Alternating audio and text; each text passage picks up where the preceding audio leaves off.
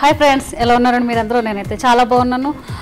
ఏం లేదండి, ఈరోజు నేను ఎందుకు వచ్చాను అంటే చాలామందికి వెయిట్ లాస్ అవ్వాలి అనుకుని డైట్ చేస్తూ ఉంటారు, ఎక్సర్సైజులు చేస్తూ ఉంటారు అనమాట. అలాంటి వాళ్ళ కోసం అని చెప్పి నో డైట్ నో ఎక్సర్సైజ్, మన ఇంట్లో ఉండే వాటితోనే మనం వెయిట్ లాస్ని తీసుకోవచ్చు అనమాట. అది రెసిపీ ఏంటో చూపిద్దామని చెప్పేసి వచ్చేసాను. ఇంకా ప్రాసెస్లోకి వెళ్దాం పదండి.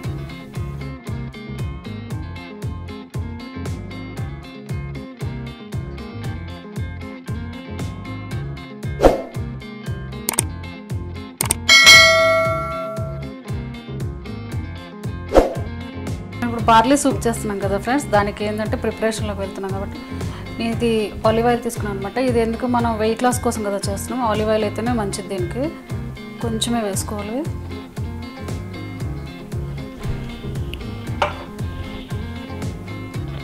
తర్వాత కొంచెం గార్లిక్, సూప్ కాబట్టి కొంచెం గార్లిక్ ఇస్తే ఫ్లేవర్ చాలా బాగుంటుంది కదా.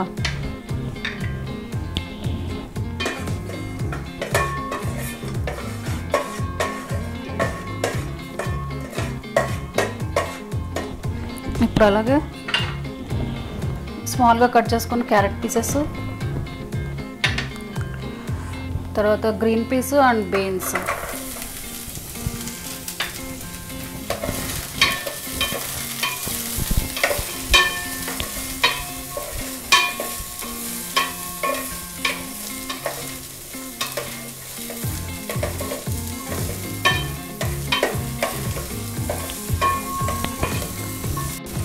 ఇప్పుడు మన మెయిన్ ఇంగ్రీడియంట్ ఉంది కదా బార్లీ, ఇది వేస్తున్నాం అనమాట. ఇది వేసిన తర్వాత ఒక ఫ్యూ మినిట్స్ అంతే ఫ్రై చేసేసుకొని వాటర్ వేసేసుకోవడం. నేను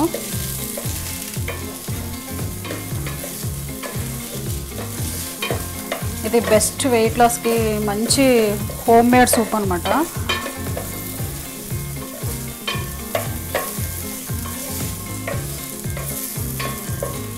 ఇప్పుడు దీంట్లో వాటర్ వేసేస్తాము.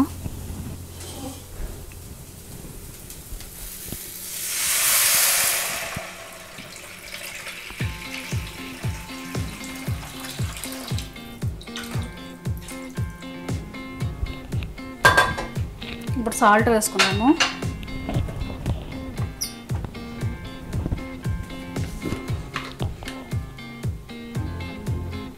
కొంచెమేనమాట.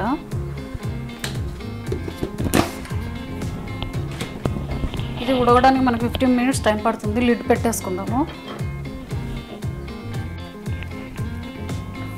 చూసారా ఫ్రెండ్స్ ఎంత బాగా మరుగుతుందో కదా. మనకు బార్లీ ఉడకడం కొంచెం టైం పడుతుంది కాబట్టి ఇంకొక 10 మినిట్స్ వెయిట్ చేద్దాము. ఇప్పుడు సూప్ అయిపోయింది, చూద్దాం ఫ్రెండ్స్. ఇది బార్లీ ఉడికాయో లేదో చూద్దాం అనమాట. చూసారు కదా బాగా ఉడికిపోయాయి బార్లీని, వెజిటబుల్స్ కూడాను. ఇప్పుడు మనం సూప్లో నార్మల్గా మనం బ్లాక్ పెప్పర్ వేస్తాం కదా, పెప్పర్ పౌడర్ వేస్తున్నాను.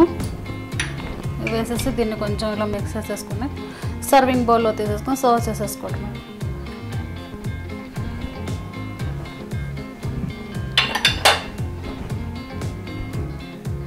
చూసారు కదా ఫ్రెండ్స్, బార్లీ సూప్ రెడీ అయిపోయింది అనమాట. దీన్ని నేను సర్వింగ్ బౌల్లో తీసేసుకున్నాను.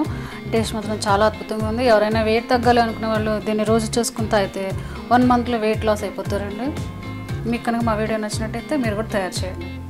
చూసారు కదా ఫ్రెండ్స్, వెయిట్ లాస్ కోసం అని చెప్పి ఒక బెస్ట్ హోమ్ మేడ్ రెమెడీ చూపించాను కదా బార్లీ సూపు.